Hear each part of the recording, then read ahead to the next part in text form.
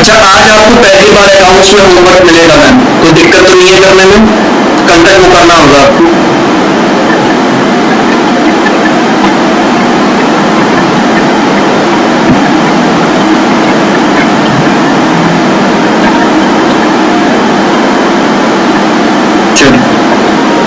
बताइए पहला वाला तो इजी है मैम, जल्दी बताइए। जी तो आप उस दिन बड़े आराम से बता दे रही थी।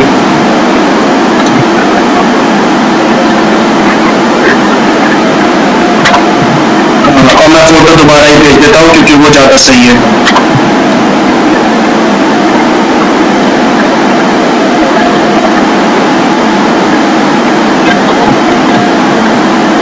नहीं तो खोलना बंद करना क्यों पड़ता है? आप वहां से होम स्क्रीन अपने फोन की दबाइए और व्हाट्सएप पे चली जाइए।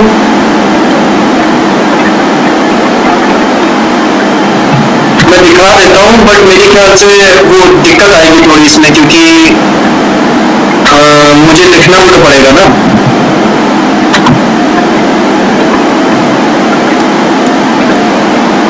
जूम ज्यादा कर नहीं सकते।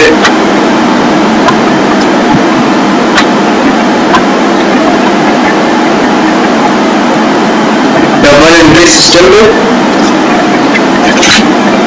नहीं, ये भी किसी किताब में लिखे हुए सवाल नहीं है। नहीं मैम, हमारी जानकारी में इसके बारे में तो कुछ नहीं है। ये भी गूगल से ही आपको पूछना पड़ जाएगा।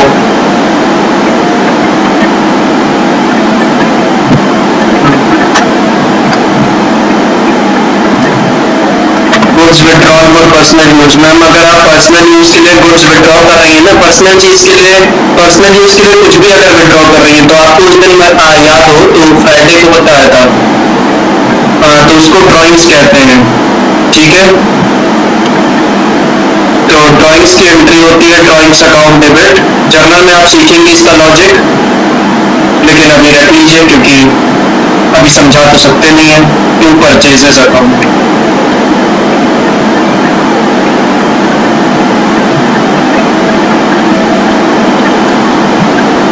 परचेज मैम मैं क्रेडिट कर रहा हूँ, और वो जो जब आप खरीदते हैं तो डेबिट करते हैं परचेज। तो जब परचेज जब डेबिट किया जाता है ना, तो उसका मतलब होता है कि गुड्स आए हैं हमारे पास। और जब आप परचेज को क्रेडिट करते हैं ना परचेज के खाते को, तो ये मतलब ये सिग्निफाई करता है कि गुड्स आपके पास से जा रहे हैं, ठीक है। जब भी ये वाला खाता डेबिट होता है तो उसका मतलब होता है गुड्स हमारे पास आए हैं, और जब ये क्रेडिट होता है तो हमारे पास से गए हैं। तो ड्राइंग्स करने का मतलब तो यही है कि हमारे पास से गुड्स जा रहे हैं, तो इसलिए क्रेडिट होगा और ड्राइंग्स डेबिट होगा।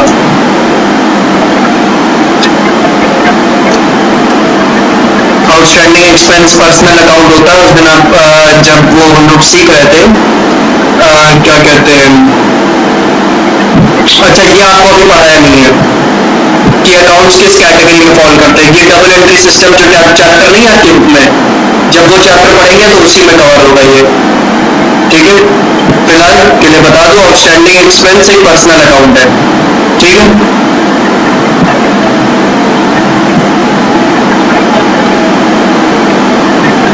Omission, omission, error of omission, ये रेक्टिफिकेशन चैप्टर। मैम ये बहुत आगे के क्वेश्चन हैं ये सब, मतलब क्या आपके स्कूल में 14-15 चैप्टर हो गए क्या?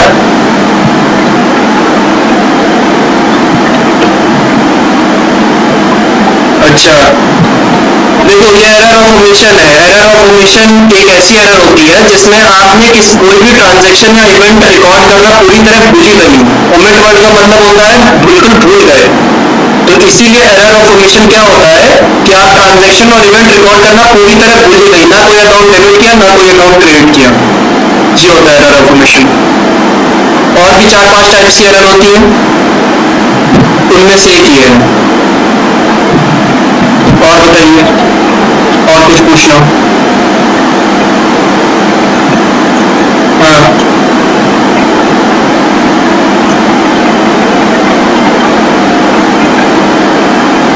अच्छा अच्छा, हाँ ये ऑटोमेटिकली वैसे कवर होंगे मैम, जितने भी ये कॉन्सेप्चुअल बेस्ड क्वेश्चन, जैसे वो इन्वेंट किसने किया, किस साल में इन्वेंट हुआ, ये सब चीजें तो नहीं आती हैं, ठीक है, ये किसी बुक में नहीं होती, ये जरूर उन्होंने गूगल पे देख के इन्वेंट किया है ये क्वेश्चन, ठीक है। और ये जो कॉन्सेप्चुअल क्वेश्चन आप पूछ रहे कि ये तो आपको वैसे भी कवर होंगे ही, ठीक। फिलहाल आप लिख लीजिएगा तो हम ध्यान रखेंगे इस बात का कि इसको अलग से कवर करते हुए चलेंगे, ठीक है। हाँ तो मैं आपको फोटो दिखा दूं कि आपको ये सारी फोटो सेंड कर दूं?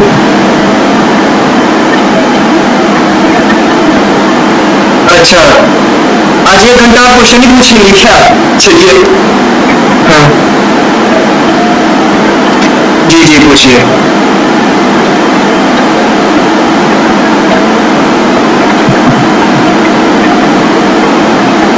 Accounts which relate to which will cash benefits in the future.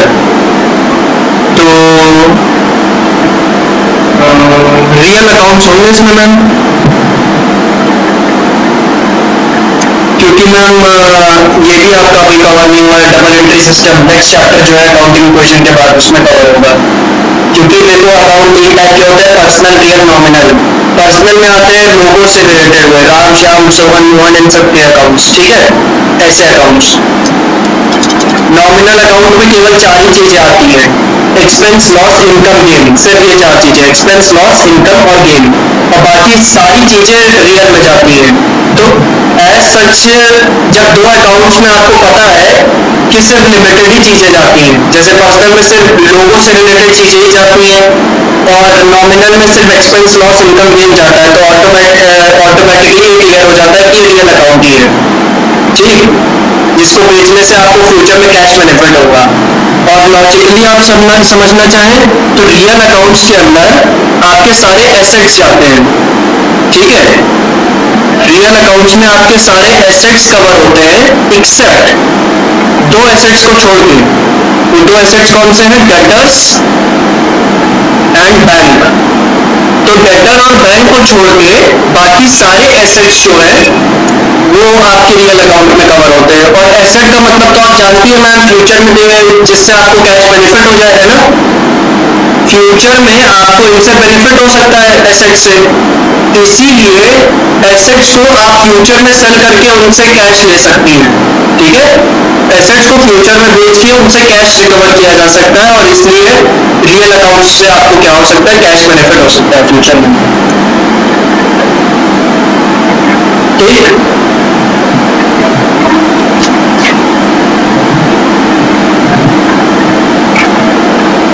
Interest on capital ma'am एक खर्चा होता है, तो इंटरेस्ट ऑन कैपिटल का अकाउंट डेबिट होगा। एक सेकेंड, इंटरेस्ट ऑन कैपिटल का बताना है ना, हाँ तो interest on capital account debit to capital account, ठीक है, इसका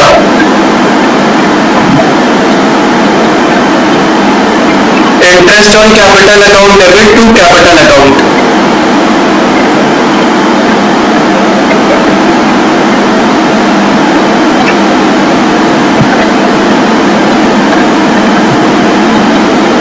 वेस्टिंग एसेट्स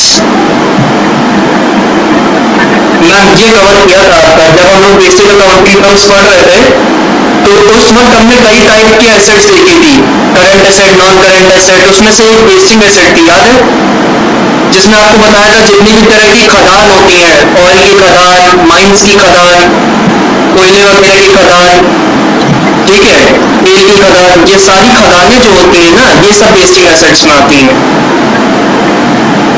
ठीक है। ये आपका शायद सेकंड चैप्टर में था, और अगर सेकंड चैप्टर में नहीं था तो फिर ये सीधे फाइनल अकाउंट्स में होगा, लेकिन मेरे ख्याल से ये कवर हुआ है आपका, ठीक। रुको वेरीफाई कर लेते हैं, सामने ये चैप्टर वेस्टिंग हुआ होगा क्योंकि सारे टाइप के एसेट्स किए हुए थे उस चैप्टर में, और अगर वहां नहीं हुआ था तो फिर ये फाइनल अकाउंट्स में सीधे मिलेगा क्योंकि ये टॉपिक वहीं का है। लेकिन क्योंकि वहां पे सेकंड चैप्टर में आपने सारी टाइप की डेफिनेशन पढ़ी थी, हर टाइप का एसेट पढ़ लिया था, तो मुझे लगता है ये भी वहां लिखा होगा।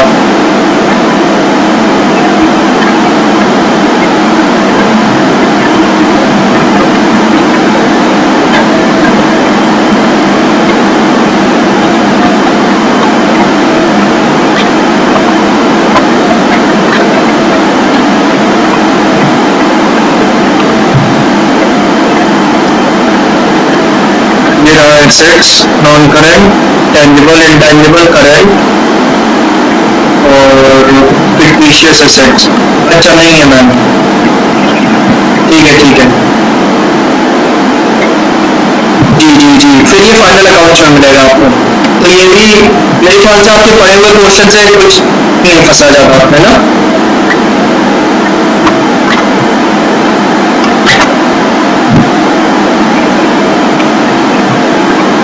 उन्होंने एक भी एमसीक्यू शुरुआती चैप्टर से नहीं बनाया है।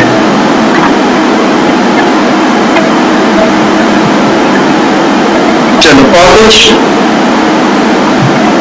फिलहाल अभी आप मतलब सीख सकते हैं इसका इसका कोई बहुत वो डीप मतलब नहीं है। वेस्टिंग एसेट का मतलब होता है जितनी भी तरह की खदान होती है ना, चाहे ऑयल की हो, चाहे कोल की हो, चाहे मिनरल्स की हो, चाहे आयरन की हो, किसी भी टाइप की खदान हो, उसको हम वेस्टिंग एसेट में गिनते हैं, खदानों को।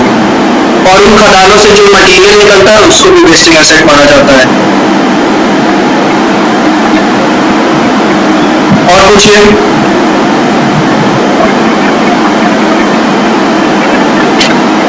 ठीक है, अब मुझे ये बता दीजिए कि मैं आपको ये फोटोज जो है अकाउंटिंग इक्वेशन की सेंड करूं कि आप उस पर देख के सॉल्व करेंगी स्क्रीन पे। चलो फोटोज में वैसे भी आपको भेजूंगा ही, क्योंकि आज जो मैं आपको होमवर्क दूंगा वो इन्हीं क्वेश्चंस में से दूंगा, ठीक है।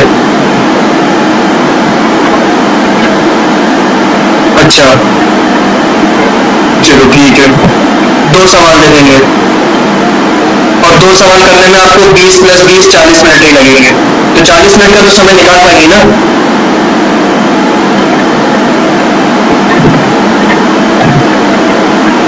हाँ, वो शुरुआत में आपको जो मैंने सोल्यूशन किया नहीं है उसको सामने रख के बनाना पड़ेगा, ठीक है। वो डॉजिंग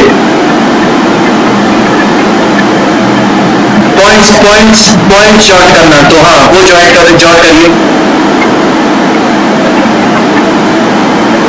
चार्ट आप वैसे भी मतलब अपने आप से जब करने बैठूंगी ना तो आपको बिल्कुल याद थोड़ी रहेगा कि आपको कैसे बनाना है। तो सबसे पहले आप जो मैं क्वेश्चंस कर रहा हूँ, जैसे यहाँ 4 क्वेश्चन सॉल्व किए, 4 क्वेश्चन में जिस तरीके से मैंने चार्ट बनाया है, तो सोल्यूशन को आपको सामने रखना पड़ेगा और उसके बाद अपना सोल्यूशन करना पड़ेगा। 2-3 बार आपको सोल्यूशन सामने रखना पड़ेगा और तब जाके आपकी हैबिट बढ़ेगी कि उसको कैसे बनाते हैं, ठीक है। और 2-3 क्वेश्चन करने के बाद वो आपको चार्ट याद हो जाएगा दिमाग में, ठीक। तो जो हमने पहले के 4 क्वेश्चन सॉल्व किए थे उसका सोल्यूशन आपने नोट किया है अपने रजिस्टर में। हेलो जी, तो जो पहले 4 क्वेश्चन हम लोगों ने किए हैं उसमें से किसी का भी नोट किया है सोल्यूशन पूरा का पूरा, चार्ट समेत सब कुछ? अरे मैम वो करना ही था, रिकॉर्डिंग में से जाके कर लेना, ठीक है। हाँ, और जब आप घर पे आपको कोई क्वेश्चन दूंगा मैं करने के लिए, तो वो सोल्यूशन आपको वो चार्ट जो बनाया था वो चार्ट सामने रख के बनाना है पहले शुरुआत के 2 से 4 क्वेश्चन के लिए, क्योंकि वो चार्ट आपको याद नहीं होगा इतनी जल्दी। लंबा चार्ट है, थोड़ा फॉर्मेट इसका लंबा है, ठीक। अब वापस आते हैं मैम, और ये 5वें क्वेश्चन के जो तीनों ट्रांजेक्शन दिए हुए हैं उनको बताइए क्या करना है। सबसे पहले started business with cash 1 lakh रुपए एंड गुड्स 20,000 रुपए।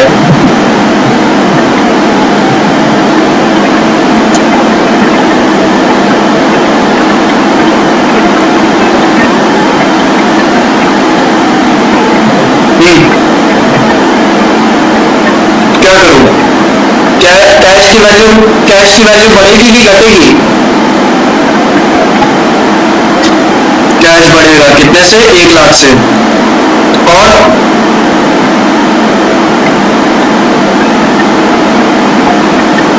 और तो गुड्स बढ़ रहे, तो गुड्स बढ़ रहे हैं तो क्या बढ़ाऊं? गुड्स नाम से बढ़ाऊं कि क्या क्या नाम यूज होता है गुड्स के लिए? स्टॉक बढ़ेगा 20,000 से।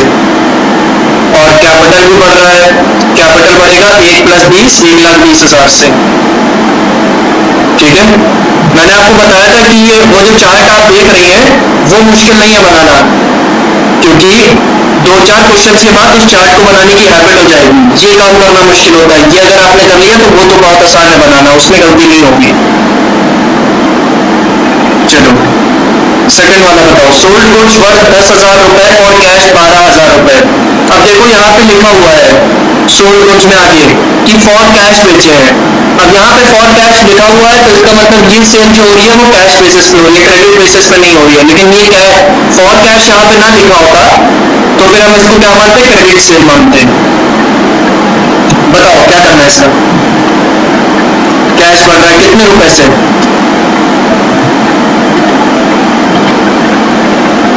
ठीक है, और स्टॉक जा रहा है 10,000, और प्रॉफिट का इफेक्ट कहाँ जाता है? कैपिटल में। कैपिटल बढ़ रहा है 2,000 रुपए। अच्छा, कैपिटल में प्रॉफिट या लॉस का इफेक्ट जाता है। ठीक है, मैंने आपको 2 इंपॉर्टेंट पॉइंट बताए थे। पहला इंपॉर्टेंट पॉइंट क्या था कि जब कुछ ट्रांजैक्शन में प्रॉफिट या लॉस का पॉइंट होगा तब 1 से ज्यादा इफेक्ट जाएंगे। ठीक है, सॉरी 1 से नहीं 2 से ज्यादा इफेक्ट्स होंगे उस ट्रांजैक्शन के। और दूसरा इफेक्ट, दूसरा पॉइंट मैंने आपको क्या बताया था कि एक्सपेंस, लॉस, इनकम और गेन, ये चारों चीजें कहाँ रिकॉर्ड होती हैं? ये चारों चीजें कैपिटल से एडजस्ट की जाती हैं।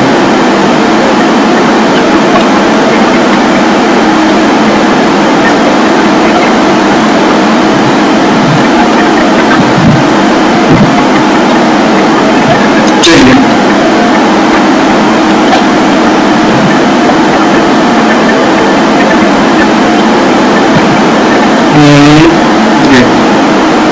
परचेज फर्नीचर ऑन क्रेडिट 30,000 रुपए।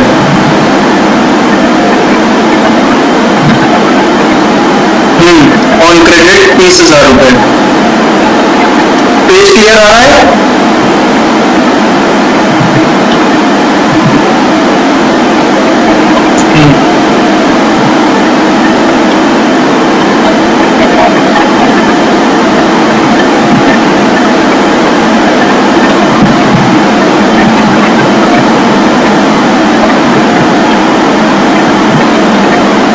जी बिल्कुल 30,000। चलो अब इक्वेशन बनाते हैं।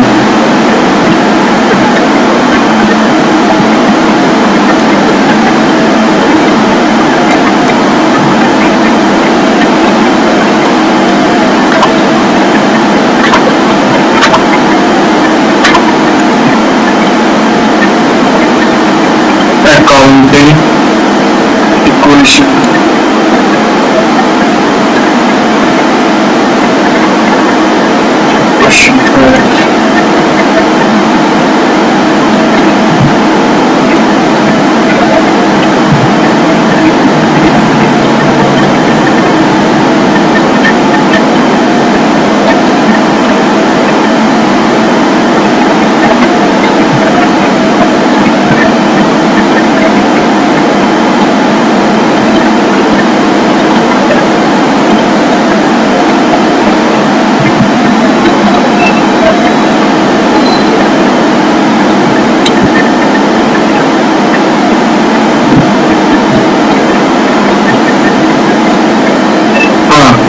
तो ये जो हम टेबल बनाते हैं इसमें सबसे पहला कॉलम कौन सा होता है? Serial number.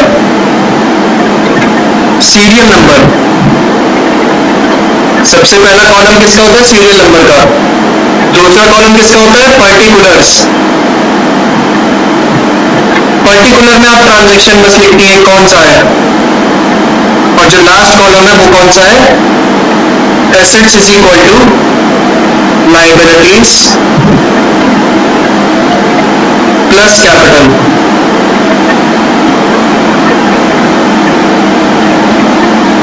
ठीक है, जो पॉइंट्स हम जॉट डाउन किए हैं अभी, वो हमें सबसे ज्यादा मदद किस चीज में करते हैं?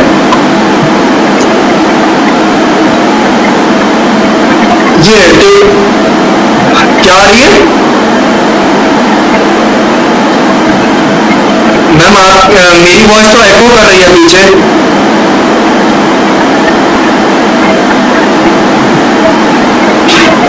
अच्छा, एक सेकंड रुकिए।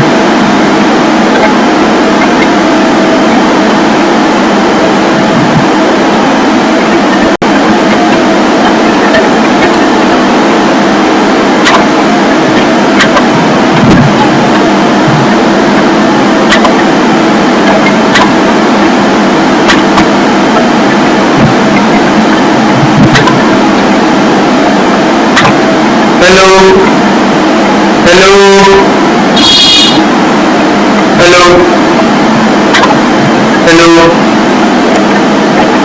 Hello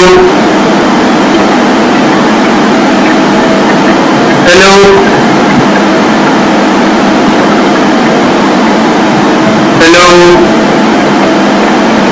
hello hello hello hello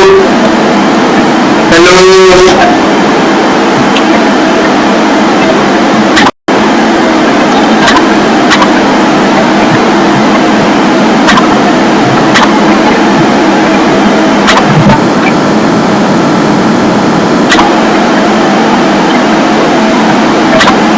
hello hello hello hello hello ma'am, real में क्या है? हाँ, ठीक ठाक है।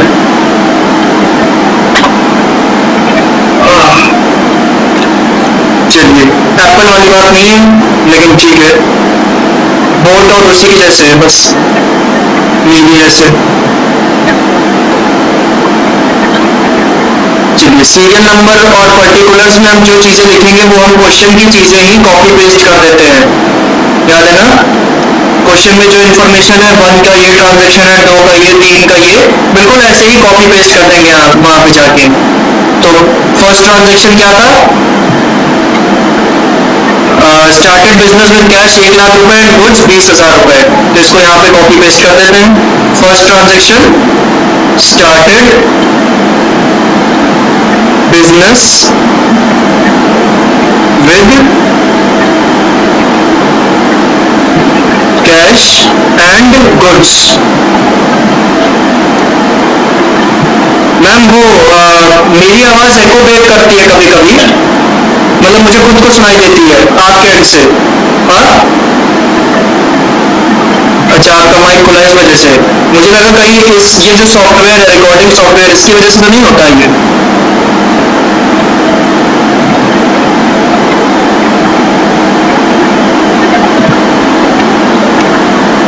ठीक ठीक। तो मैम, मैं ये कह रहा था कि सबसे पहले हमने क्या किया, ये जो सीरियल नंबर और ट्रांजेक्शन जो था हमारा, यहाँ रिकॉर्ड कर लिया कि पहला ट्रांजेक्शन हम रिकॉर्ड करने जा रहे हैं, वो किस चीज का है? Started business with cash and goods. ठीक है, अब नहीं मैम, नहीं हो। ठीक ठीक, चलो। मैंने कहा था कि सबसे ज्यादा बेनिफिट हमें पॉइंट शॉट डाउन करने का क्या होता है? टेबल बनाने का। और टेबल में बनाने का सबसे बड़ा बेनिफिट इसमें क्या मिलता है कि जब आपने पॉइंट जॉट डाउन कर लिए ना, तो इस टेबल में हमें एसेट और लायबिलिटी में बाइफरकेशन करना है। ठीक है, इस टेबल में हमें एसेट और लायबिलिटी में बाइफरकेशन करना है, तो वो बाइफरकेशन बड़े आराम से हो जाएगा कि एसेट्स में हम कौन कौन सी चीजें रिकॉर्ड करेंगे वो हमारे सामने, और लायबिलिटी में कौन कौन सी रिकॉर्ड करेंगे वो भी हमारे सामने। तो एसेट में हमें क्या क्या रिकॉर्ड करना है? कैश स्टॉक रिकॉर्ड करना है, और कैश स्टॉक हो गया। फर्नीचर का है एसेट, तो उसको रिकॉर्ड करना होगा। तो कैश स्टॉक फर्नीचर, 3 चीजें एसेट्स के लिए, तो इन तीनों को लिख लेते हैं यहाँ पे।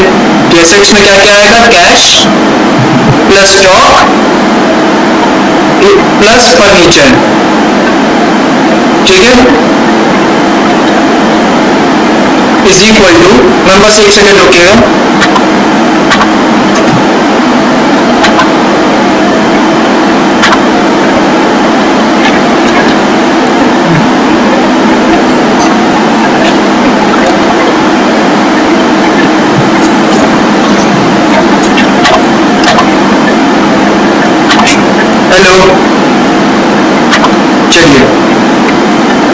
हमने एसेट्स में लिख लिया, तीन एसेट्स थे, कैश, स्टॉक, फर्नीचर, तीनों को यहाँ लिख लिया। अब लाइबिलिटी देखते हैं कौन कौन सी है हमारे पास। तो कैपिटल एक लाइबिलिटी अपने आप में और क्रेडिटर है, तो बस कैपिटल और क्रेडिटर को लिखना है। तो क्रेडिटर प्लस कैपिटल यहाँ पे लिख लेते हैं, क्रेडिटर प्लस कैपिटल। कैपिटल को हमेशा लास्ट में रखेंगे इक्वेशन के। चलो, अब जो हमारा ये इफेक्ट है, हम सबसे पहले ट्रांजैक्शन को रिकॉर्ड करते हैं, started business with cash and goods. तो मैम दूसरा जो बेनिफिट है हमारा पॉइंट जॉट डाउन करने से वो ये है कि अब हमें सोचना नहीं है कि इस ट्रांजैक्शन का इफेक्ट कैश में जाएगा कि स्टॉक में जाएगा कि फर्नीचर में जाएगा कि क्रेडिटर में जाएगा कि कैपिटल में जाएगा, क्योंकि आप ऑलरेडी कर चुकी है यहाँ पे। बस यहाँ पे देखिए और इसको भी कॉपी पेस्ट करिए कि इस ट्रांजैक्शन का क्या इफेक्ट है। हमें कैश को बढ़ाना है 1 लाख से, स्टॉक को बढ़ाना है 20,000 से और कैपिटल को बढ़ाना है 1,20,000 से। तो बस ये कर दीजिए, कैश को बढ़ाइए 1 लाख, स्टॉक को बढ़ाइए 20,000, फर्नीचर में तो कोई चेंज नहीं आएगा, 0 कर दीजिए, क्रेडिटर में कोई चेंज नहीं आएगा, 0 कर दीजिए और कैपिटल को बढ़ा दीजिए 1,20,000 से। ठीक है, अब हम लोग सेकंड ट्रांजैक्शन रिकॉर्ड करेंगे। सेकंड ट्रांजैक्शन को कॉपी पेस्ट करिए यहाँ से। क्या है, सोल्ड गुड्स वर्थ 10,000 रुपए फॉर कैश। ठीक है, इसको थोड़ा सा शॉर्ट कर सकते हैं आप अपनी नीड के हिसाब से, पूरा एग्जैक्टली कॉपी पेस्ट करने की जरूरत नहीं है। जैसे कि मैं अपनी नीड के हिसाब से इसको थोड़ा सा शॉर्ट कर रहा हूँ। यहाँ पे अमाउंट जो लिखी हुई है इसको मैं यहाँ पे नहीं लिखता हूँ, क्योंकि वो मेरी अमाउंट कॉलम में तो अपने आप ही आ जाएगी, इसलिए मैं बस इसको लिखता हूँ सोल्ड गुड्स ऑन कैश। ठीक है, इसको अपने हिसाब से थोड़ा बहुत हम लोग चेंज कर सकते हैं। Sold goods on cash, on से ज्यादा सही है फॉर कैश, फॉर करने। ठीक है, अब यहाँ पे जो अमाउंट रिकॉर्ड करना है ये भी सोचने की जरूरत नहीं, क्योंकि सोचने वाला काम आप पहले ही कर चुकी है। हमें सेकंड वाले में क्या करना है, कैश को बढ़ाना है 12,000 से, स्टॉक को कम करना है 10,000 से और कैपिटल को बढ़ाना है 2,000 से। तो चलो, कैश में इंक्रीज कर दो 12,000, स्टॉक में डिक्रीज कर दो, माइनस कर दो 10,000, फर्नीचर में कोई चेंज नहीं, क्रेडिटर में कोई चेंज नहीं और यहाँ पे 2,000 प्लस कर दो कैपिटल में। अब ये करने के बाद आपको क्या करना पड़ेगा, लाइन ड्रॉ करके बैलेंस निकालना पड़ेगा, क्योंकि यहाँ पे थोड़ा बहुत प्लस माइनस करने की जरूरत पड़ गई है ना। तो करो प्लस माइनस। 1 लाख प्लस 12,000 कितना होता है, 1,12,000। 20,000 माइनस 10,000 कितना होता है, 10,000। प्लस लगाना मत भूलना, क्योंकि इनका बाइफरकेशन करना है ना। और यहाँ पे plus 0 is equal to 0 plus 1,22,000। Sir आपने प्लस ही क्यों किया है, यहाँ पे आपने माइनस क्यों नहीं किया, 1,12,000 माइनस 10,000 लिख दीजिए। मैम ऐसा नहीं कर सकते, क्योंकि देखिए ऊपर इक्वेशन क्या है, cash plus stock plus furniture is equal to creditor plus capital. तो प्लस प्लस ही लगाएंगे ना, माइनस थोड़ी लगा सकते हैं। चलो, तीसरा ट्रांजैक्शन अब रिकॉर्ड करते हैं। मैम ये टेबल बनाना आपको लग रहा होगा कि बहुत टफ नहीं है ना, फीलिंग आ रही होगी देखते हुए। ठीक है, तो ये बिल्कुल भी टफ नहीं है, बस शुरुआत में 2-4 बार आपको देखना पड़ेगा। इसीलिए मैं आपको कह रहा हूँ कि चाहे तो अभी जो मैं क्वेश्चन सॉल्व कर रहा हूँ इसका सोल्यूशन नोट कर लो, चाहे तो जो पीछे क्वेश्चन सॉल्व किए थे उनका रिकॉर्डिंग में से जाके सोल्यूशन नोट कर लेना। तो एक बार सोल्यूशन आपके सामने रहेगा तो आपको आइडिया रहेगा कि ये टेबल किस तरह बनाना है।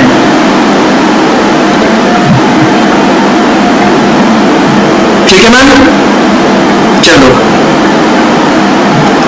थर्ड ट्रांजैक्शन क्या है, purchase furniture on credit for 30,000 रुपए। इसको भी अपने हिसाब से बना लेते हैं, कोई जरूरत नहीं एग्जैक्टली कॉपी पेस्ट करने की। तो इसको मैं लिखता हूँ परचेज फर्नीचर ऑन क्रेडिट।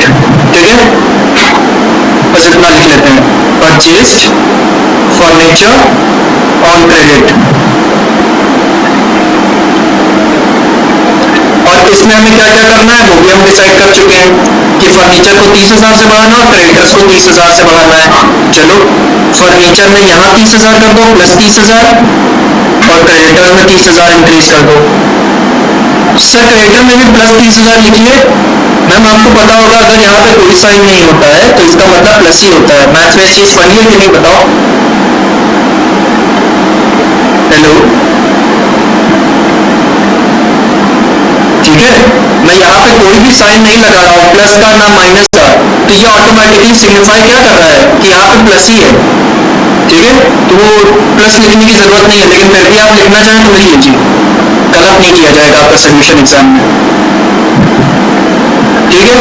अब तीनों ट्रांजेक्शन रिकॉर्ड हो गए तो अब हम लोग फाइनल टोटल करेंगे।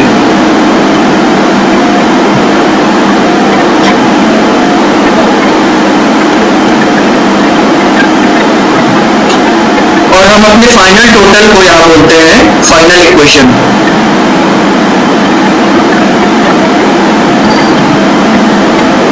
चलो 1,12,000 प्लस 0 1,12,000, 10,000 प्लस 0 10,000, 30,000 प्लस 0 30,000, 30,000 प्लस 0 30,000 और 1,22,000 प्लस 0 1,22,000। ये थोड़ा मार्जिन से बाहर चला गया, मार्जिन से बाहर नहीं जाने देना है, ठीक है। और आप टोटल करके देखेंगी तो आपका जो इधर इक्वल टू से पहले वाली साइड है उसमें टोटल कितना आ रहा है, 1,12,000 प्लस 10,000 होगा 1,22,000, 1,22,000 प्लस 30,000 होगा 1,52,000, 1,52,000 इधर आ रहा है और 30,000 प्लस 1,22,000 1,52,000 इधर भी आ रहा है, ठीक है, ठीक है मैम। अगर ठीक है तो मैं आपसे कुछ सवाल पूछना चाह रहा हूँ। इस फाइनल इक्वेशन के हिसाब से आपके पास टोटल कितने रुपए की कैश है, बताओ।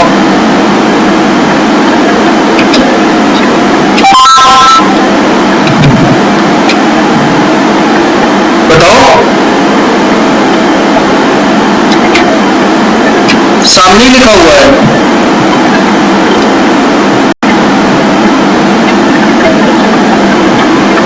जी बिल्कुल, इस फाइनल इक्वेशन के हिसाब से आपके पास टोटल 1,12,000 रुपए की कैश है। टोटल कितने रुपए का स्टॉक है,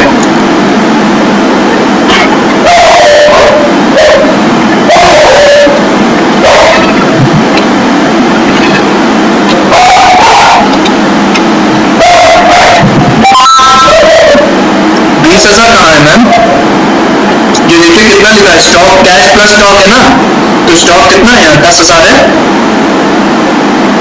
ठीक है, समझ में आ रहा है। Cash plus stock plus furniture है ना एसेट्स में, तो यहाँ पे क्या है 1,12,000 प्लस 10,000 प्लस 30,000, यानी 10,000 किसको सिग्निफाई कर रहा है, स्टॉक को तो सिग्निफाई कर रहा है ना, और 30,000 फर्नीचर को सिग्निफाई कर रहा है, तो स्टॉक की वैल्यू क्या होगी 10,000 रुपए। चलो, और फर्नीचर की वैल्यू कितनी होगी 30,000 रुपए। चलिए, अब क्रेडिटर और कैपिटल की वैल्यू बता दीजिए आप फाइनल इक्वेशन के हिसाब से।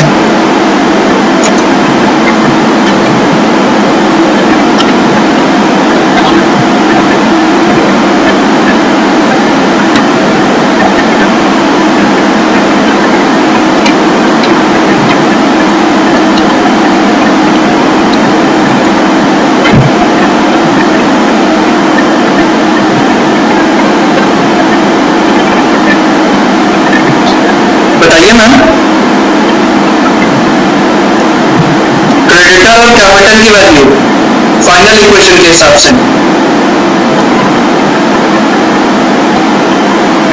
और कैपिटल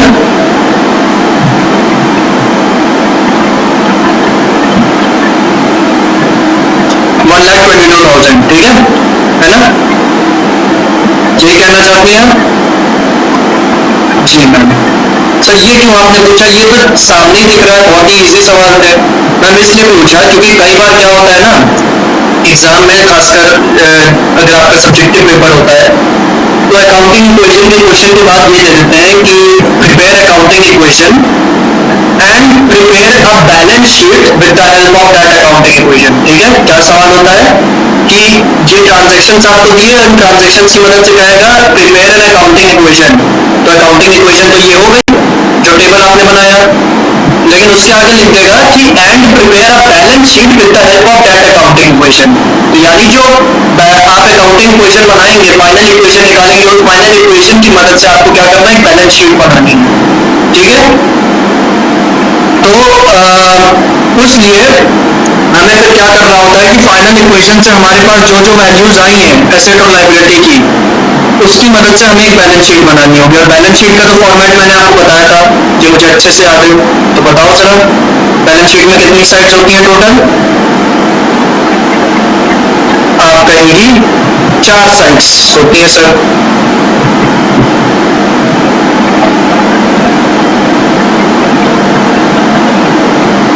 ठीक है, बैलेंस शीट की जो लेफ्ट साइड है उसको क्या कहते हैं? एसेट की लायबिलिटी? लायबिलिटी, लेफ्ट वाली लायबिलिटीज है, और ये लायबिलिटीज के अमाउंट का कॉलम होगा। और राइट वाली एसेट्स है, और ये एसेट्स के अमाउंट का कॉलम होगा। ठीक है, और मैम पूरी अकाउंट में बैलेंस शीट बनाने से ज्यादा आसान काम कोई नहीं है, क्योंकि एसेट्स आपको पता है, वो जो 5 चीजें वहां लिखी हैं उसमें से आपको पता है एसेट्स कौन कौन से हैं, और आपको पता है लायबिलिटी कौन कौन सी है। बस उसको उठा के उनके स्पेसिफिक कॉलम में तो लिखना है। जैसे कैश क्या है? एसेट की लायबिलिटी एसेट है ना, तो कैश एसेट में लिख दीजिए, और अमाउंट में उसकी अमाउंट लिख दीजिए 1,12,000। स्टॉक एसेट में लिखेंगे, अमाउंट कॉलम में उसकी अमाउंट 10,000। फर्नीचर एसेट कॉलम में लिखेंगे, और अमाउंट कॉलम में उसकी अमाउंट 30,000। क्रेडिटर लायबिलिटी कॉलम में लिखेंगे, क्योंकि लायबिलिटी होता है, और उसकी अमाउंट 30,000। और फिर फाइनली कैपिटल। ध्यान रखना है कि बैलेंस शीट जब भी बनाते हैं तो लायबिलिटी साइड में लास्ट लायबिलिटी हमेशा कैपिटल होगी। कैपिटल कभी भी पहले या बीच में नहीं लिखना है, हमेशा लास्ट में लिखना है उसको। ये बात आपको ध्यान अकाउंटिंग इक्वेशन बनाते वक्त भी रखनी, बैलेंस शीट बनाते वक्त भी रखनी है कि अकाउंटिंग इक्वेशन में भी लास्ट में हमेशा कैपिटल होना चाहिए। ठीक है, यहाँ पे। और बैलेंस शीट में भी लायबिलिटी साइड में लास्ट लायबिलिटी हमेशा कैपिटल होनी चाहिए। तो कैपिटल कितनी है? 1,22,000। बस हो गया, 5 चीजें आपने रिकॉर्ड कर ली। आप बैलेंस शीट को टोटल कर देंगे। ठीक है, लायबिलिटी साइड का टोटल कितना आएगा? 30 + 122 कितना आएगा? 1,52,000। और इधर एसेट साइड का टोटल कितना आएगा? 112 + 20 10,000 आएगा, 1,22,000। 1,22,000 + 30,000 1,52,000। तो मैम आपकी बैलेंस शीट की दोनों साइडें मैच कर रही हैं, तो ये आपका खुशी मनाने का मौका है, क्योंकि बैलेंस शीट की जब दोनों साइडें मैच करती हैं तो इससे ज्यादा खुशी देने वाली कोई बात ही नहीं हो सकती। ठीक है, समझ गई? चलिए, चलो अब नेक्स्ट क्वेश्चन करते हैं। और करना ही क्या है, तो क्वेश्चन नंबर 6 पे आते हैं। क्वेश्चन नंबर 6, 5 ट्रांजेक्शन है इसमें मैम, बताइए।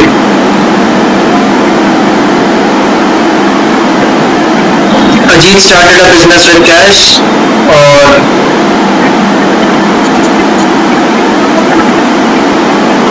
Ajit started business with cash, इसका बताइए क्या होगा?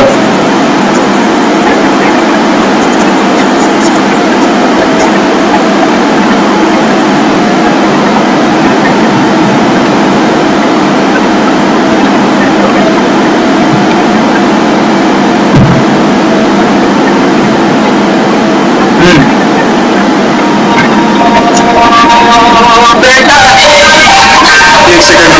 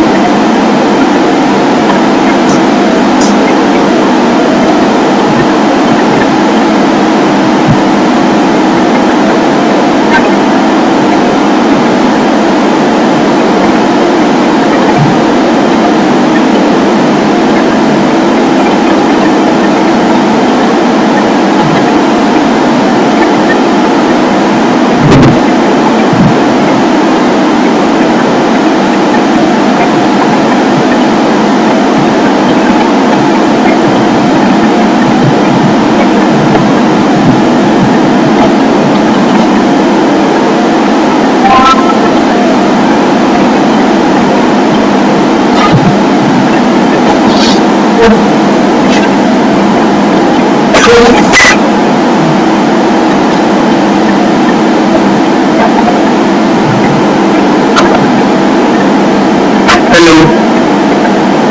जी मैम बताइए।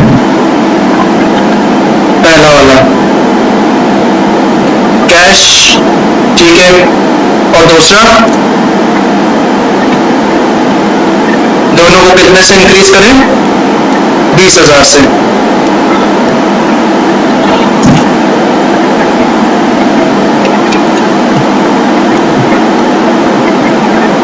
चलो, सेकंड,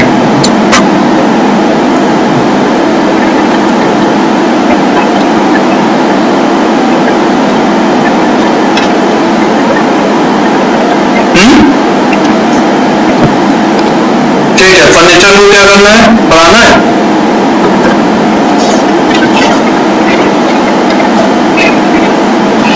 ओके, अमाउंट कितनी थी यहाँ पे?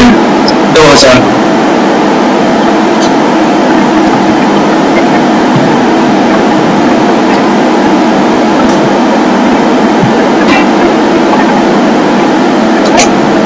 चलिए थर्ड,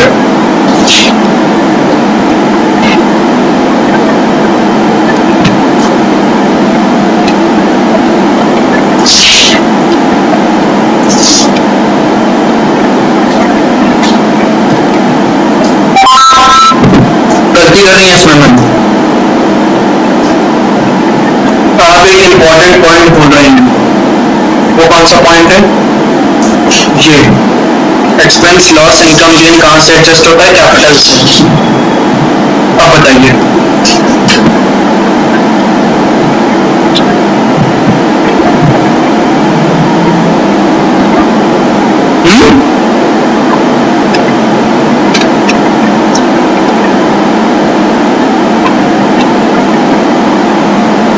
मैम तीन इफेक्ट कहां से आ रहे हैं? ट्रांजैक्शन के तो दो ही इफेक्ट होंगे ना, दो ही जगह इफेक्ट जाएंगे। एक कैश में तो जाएगा ही पक्का, क्योंकि अगर वो किराया भर रहा है तो उसकी जेब से कैश तो निकल ही रहा है ना? क्यों? हेलो, अगर वो किराया भर रहा है तो उसकी जेब से कैश तो निकल ही रहा है, तो कैश में तो इफेक्ट जाएगा ही जाएगा। दूसरा इफेक्ट कहाँ जाएगा? वो कैपिटल में जाएगा। रेंट नाम की चीज में इफेक्ट जाएगा ही नहीं। ठीक है, समझ में आया ना? तो कैश आपका कम होगा और कैपिटल क्या होगा? वो भी कम होगा। कितने रुपए से? 200 रुपए से।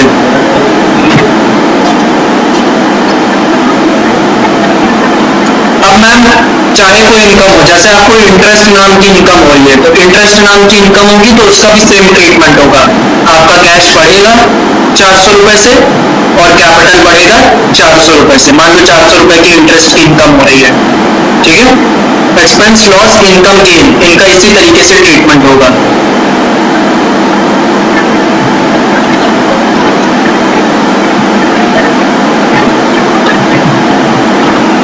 ये लोग कैश से एडजस्ट होने के बाद कैपिटल से एडजस्ट होंगे, यही दो जगह इसका इफेक्ट जाएगा। चलो फोर्थ वाला बताओ।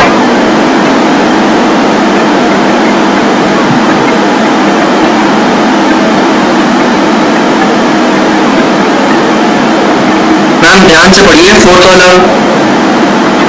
ही purchase goods on credit, credit लिखा है यहाँ।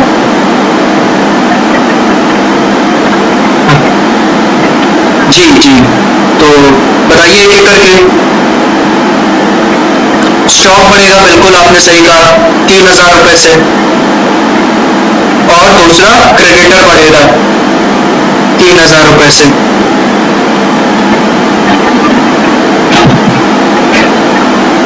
ठीक है, क्वेश्चन 6 और लास्ट वाला।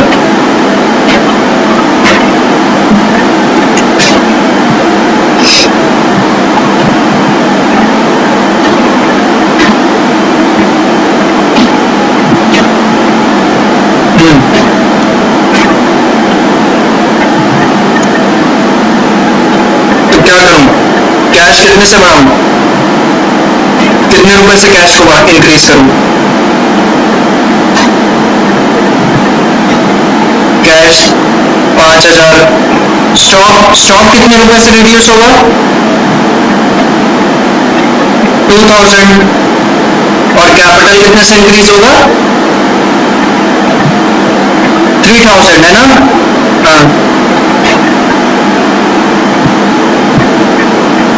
प्रॉफिट दिखा जो है कैपिटल में जाएगा ना, प्रॉफिट प्रॉफिट या लॉस कहाँ जाता है? कैपिटल में। ठीक है, इसको रब कर देता हूँ। अब ये बात ध्यान में रहेगी ना, एक्सपेंस लॉस इनकम गेन कहाँ से एडजस्ट करना है? कैपिटल से। ठीक है, 5,000 रुपए आपको कैश मिलेगा, इसलिए 5,000 से कैश बढ़ेगा। आपने 2,000 रुपए के गुड्स बेचे हैं तो स्टॉक 2,000 से कम होगा, और 5,000 माइनस 2,000, 3,000 का जो प्रॉफिट हो रहा है वो कहाँ से एडजस्ट होता है? वो कैपिटल से एडजस्ट होता है ना, प्रॉफिट एंड लॉस। तो कैपिटल आपका कितने रुपए से बढ़ेगा? 3,000 से। ठीक है मैम?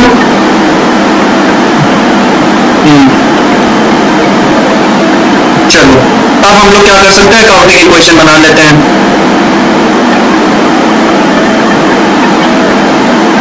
मैम नेक्स्ट क्लास कितने बजे है?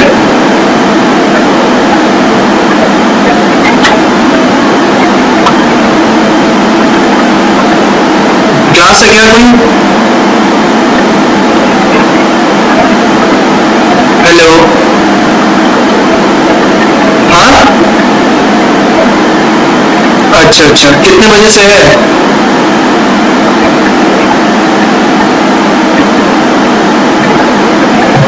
नहीं, तो फिर ये वाला क्वेश्चन कंप्लीट कर लेते हैं, इसके भी इक्वेशन बना लेते हैं। ठीक है, और उसके बाद जो 7th और 8th क्वेश्चन है, मैंने कहा ना 2 क्वेश्चन आपको होमवर्क मिलेंगे, तो वो 2 क्वेश्चन होमवर्क मिलेंगे इस बुक से। ठीक है, और थर्सडे से आप अपनी बुक लगाना शुरू कर सकती हैं। ठीक है, अपनी बुक के क्वेश्चंस। ठीक, तो आज ये 2 क्वेश्चन आपको करने हैं बस। आपको ये फोटो में सेंड कर दूंगा, इस फोटो को देखते हुए ये 7th और 8th क्वेश्चन सॉल्व कर लीजिएगा। ठीक है, चलो,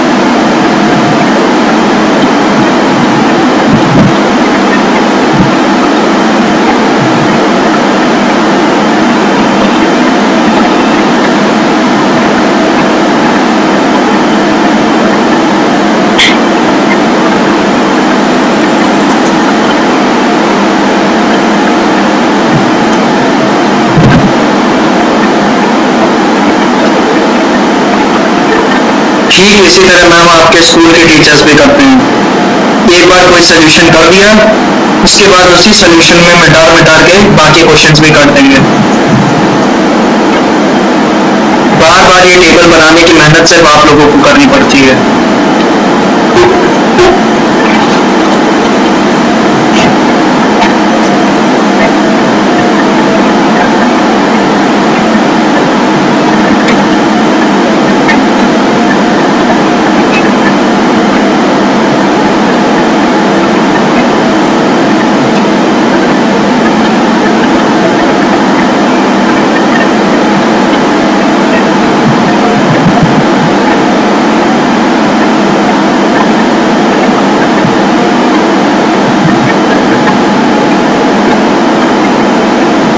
चलो, अब पहला ट्रांजैक्शन रिकॉर्ड करते हैं।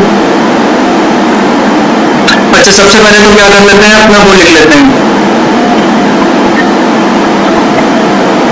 कि कौन कौन से एसेट्स और लाइबिलिटीज है। एसेट और लाइबिलिटी में यहाँ पे बाइफिकेशन कर लेते हैं कि हमारे पास जो ये क्वेश्चन है इस क्वेश्चन में जो हमने पॉइंट जॉट डाउन किया, आखिर इसमें कितने एसेट्स हैं, कौन कौन एसेट्स है और कौन कौन लायबिलिटी है। तो एसेट्स की बात करें तो कैश एक एसेट है, बोलो हाँ। फर्नीचर एक एसेट है ना, कैश फर्नीचर हुआ, और कौन कौन है, स्टॉक एक एसेट है, और बस यही तीन है। तो एसेट के नाम पे हमारे पास सिर्फ इस क्वेश्चन में तीन चीजें हैं ma'am, cash, stock and furniture.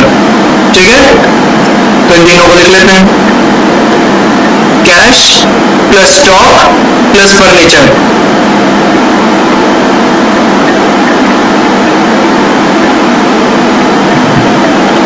Is equal to, अब लाइबिलिटीज देखते हैं कौन कौन सी हमारे पास। कैपिटल एक लाइबिलिटी है, क्रेडिटर एक लाइबिलिटी है, तो सिर्फ दो लाइबिलिटीज हैं, क्रेडिटर प्लस कैपिटल। तो कमोवेश पिछले क्वेश्चन जैसा ही सवाल है ये, अगर हमने वो रब ना किया होता लाइन, तो वही सेम लाइन रिपीट हो रही है, क्रेडिटर प्लस कैपिटल। चलो अब पहला ट्रांजैक्शन रिकॉर्ड करते हैं। Ajit started business with cash. Ma'am आप मौजूद है ना? हाँ, Ajit started business with cash. ठीक है, अब इसका इफेक्ट क्या होगा, वो हमने पहले ही पॉइंट जॉट डाउन कर लिया। इसका फायदा मिलेगा हमें इससे कि हमें मालूम है कि हमें कैश इंक्रीज करना है 20 से और कैपिटल इंक्रीज करना है 20,000 से।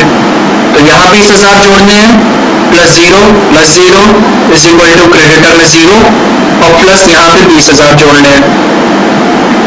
सेकेंड ट्रांजेक्शन अब रिकॉर्ड करते हैं। ही परचेज्ड फर्नीचर फॉर 2,000 रुपए। ठीक है, तो यहां पे लिखते हैं परचेज्ड फर्नीचर। और इस सेकंड ट्रांजेक्शन का क्या इफेक्ट आया था, ये देखिए यहाँ पे नोट किया हमने कि फर्नीचर 2,000 से बढ़ाना है और कैश को 2,000 से कम करना है। तो फर्नीचर में 2,000 ऐड करना है और कैश में से 2,000 माइनस करना है, और प्लस 0 और इधर 0 प्लस 0। तो अब यहाँ पे टोटल कर लेते हैं मैम, ताकि हमें नेट बैलेंस पता चल जाए। 20,000 माइनस 2,000 कितना होगा, 18,000। 0 प्लस 0 कितना होगा, 0। 2,000 प्लस 0 कितना होगा, 2,000। 0 प्लस 0 अगेन 0 एंड 20,000 प्लस 0 20,000। ठीक है, ये क्या है, न्यू इक्वेशन। अब हम लोग थर्ड वाला ट्रांजेक्शन को रिकॉर्ड करते हैं। थर्ड वाला देखिए क्या है, ही पेड रेंट। तो पेड रेंट हमारा नेक्स्ट ट्रांजेक्शन है, और इसका इफेक्ट क्या था कि इसमें हमें क्या करना है, 200 रुपए से कैश रिड्यूस करना है और कैपिटल भी 200 रुपए से रिड्यूस करना है। तो यहां से 200 माइनस करना है कैश में से, और कैपिटल में से 200 माइनस करना है, बाकी चीजें 0 कर दीजिए, प्लस 0 एंड प्लस 0। 18,000 माइनस 200 कितना होगा, 17,800। 0 प्लस 0 कितना होगा, 0, और 2,000 प्लस 0 2,000। 0 plus 0 0 and 20,000 minus 200 19,800। ये हमारी फिर से एक नई इक्वेशन आ गई, न्यू इक्वेशन।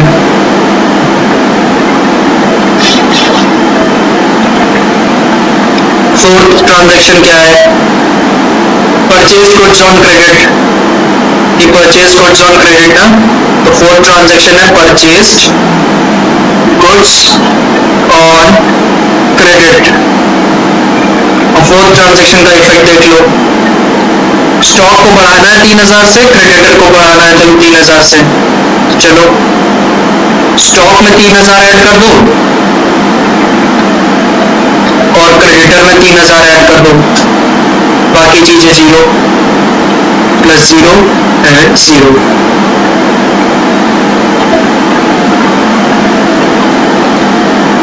ये कितना आएगा, 17,800 प्लस 0 कितना होगा, 17,800। 0 प्लस 3,000 कितना होगा, 3,000, और 2,000 प्लस 0 कितना होगा, 2,000। इज इक्वल टू 3,000 प्लस 0 3,000, और 19,800 प्लस 0 कितना होगा, 19,800। ठीक है,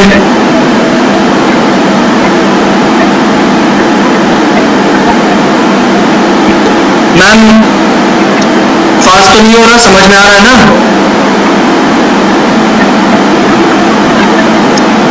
क्यों? समझ में आ रहा है ना? तो अब लास्ट ट्रांजैक्शन को रिकॉर्ड करते हैं, पांचवा वाला। इसके आगे फिर हमें लिखना है न्यू इक्वेशन, ये जो नई इक्वेशन बनाई हमने। अब हम आते हैं फिफ्थ वाले पे। फिफ्थ क्या है? ही सोल्ड गुड्स ऑन कैश, ठीक है, गुड्स बेचे हैं कैश पे, तो सोल्ड गुड्स फॉर कैश। और पांचवे वाले का देख लीजिए इफेक्ट क्या जाएगा। पांचवे वाले में हमें क्या करना है? कैश को 5,000 रुपए से बढ़ाना है, स्टॉक को 2,000 रुपए से घटाना है, कैपिटल को 3,000 रुपए से बढ़ाना है। तो कर दीजिए, कैश में 5,000 का इंक्रीज, स्टॉक में 2,000 का डिक्रीज और कैपिटल में 3,000 का इंक्रीज, ठीक है। बस अब हम क्या कर देंगे? फाइनल टोटल, क्योंकि सारे के सारे ट्रांजैक्शन हमने रिकॉर्ड करनी है।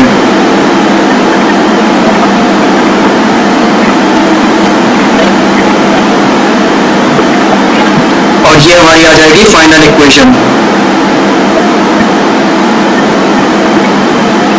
17,800 प्लस 5,000 कितना होगा?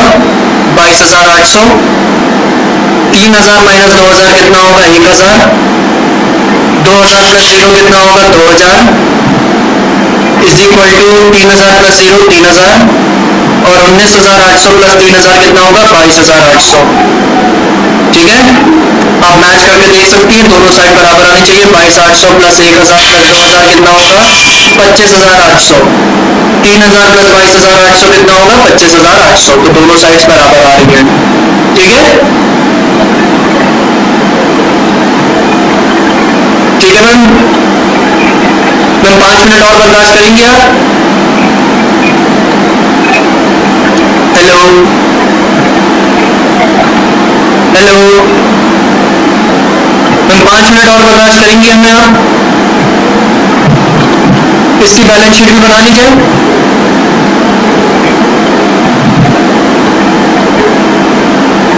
क्या कहना है आपका, बनाई जाए कि नहीं? चलो बना लेते हैं, ठीक है। तो फिर इसमें थोड़ी सी मेहनत आपको मेरे साथ करनी पड़ेगी। अगर मैं आपसे पूछूं कि बताओ इस क्वेश्चन में कैश की वैल्यू कितनी आई है फाइनल इक्वेशन के हिसाब से, स्टॉक की कितनी आई है, फर्नीचर की कितनी आई है, और क्रेडिटर की कितनी आई है, और कैपिटल की कितनी आई है, तो बताओ, ठीक है। सर आपने खोला ही नहीं है उसको, इक्वेशन को। लो मैम आप खोल दिया, बताओ कैश की कितनी वैल्यू है?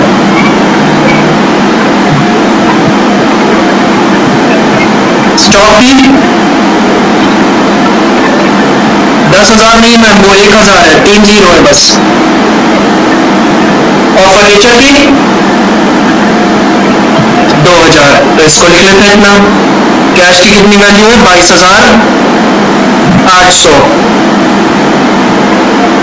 स्टॉक की कितनी है? 1,000। फर्नीचर की कितनी है? 2,000। क्रेडिटर की बताइए और कैपिटल की बताइए। क्रेडिटर की कितनी?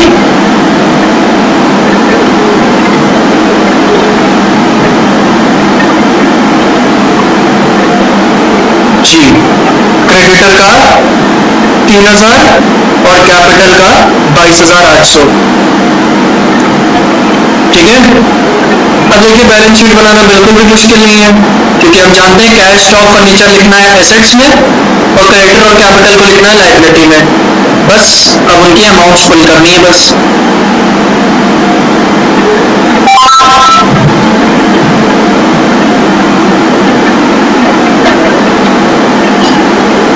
जी मैम, अगर आपका सब्जेक्टिव पेपर होता है जो कि ट्रेडिशनल पैटर्न है आईएससी का, तो उसमें आपको अकाउंटिंग इक्वेशन तो हर एक क्वेश्चन में, जब भी अकाउंटिंग इक्वेशन का सवाल आएगा तो अकाउंटिंग इक्वेशन तो पूछेगा ही पूछेगा, ठीक है। लेकिन कई बार कुछ क्वेश्चंस में कभी कभार वो बैलेंस शीट भी पूछ लेता है। कहता है जैसे यहाँ पे लिखा नहीं है, यहाँ पे क्या लिखा है ऊपर? प्रिपेयर एन अकाउंटिंग इक्वेशन, ठीक है। जैसे कि ये देखो 6th वाले क्वेश्चन में लिखा भी है, prepare an accounting equation and balance sheet. तो अकाउंटिंग इक्वेशन का जो टेबल है उसके साथ साथ आपको बैलेंस शीट भी इस क्वेश्चन में बना के देनी है, तब आपको पूरे नंबर मिलेंगे। हाँ,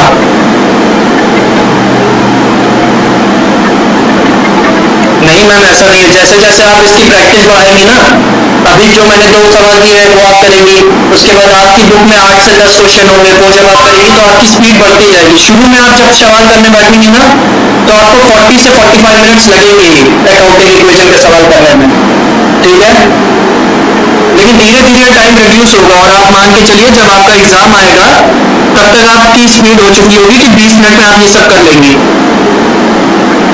ठीक है। और वही आइडियल टाइम होता है इस सवाल को करने का अकाउंटिंग इक्वेशन के, 20 मिनट, ठीक। तो धीरे धीरे स्पीड से आपकी वो धीरे धीरे जैसे जैसे आप क्वेश्चन करती जाएंगी वैसे वैसे आपकी स्पीड बढ़ती जाएगी। चलो कैश की वैल्यू लिख लेते हैं 22,800, स्टॉक 1,000, फर्नीचर 2,000, क्रेडिटर 3,000 और कैपिटल 22,800।